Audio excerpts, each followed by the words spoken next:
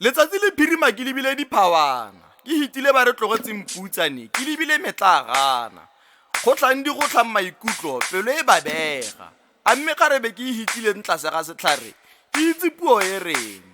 Ke ba ga mokgalo thebe, ba ga maila bobela. A o tla ngosela kana o tla re. Ke ba ga setlhong ga se huparelwe. Ke ba ga heyana-a-heya, o ka ngosela kgakge o ka mphetsa, o ka tswelela nkanyeng. Ke ikhuditse tlase ga sekgorobane, ke jale ke re e le gonnyeng. Go iminolosa ka e latlela dinaung ya palangwa ke tsa sukiri.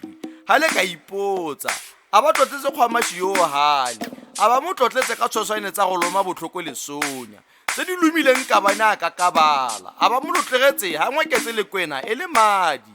Ke etela ba ga mogogoro wa loso ba ga gogomela kana ke ra ba rolong. Batho ba ga heyana-a-heya te sa goreng setlhong tota le dikgang tsa rona tsa mogae.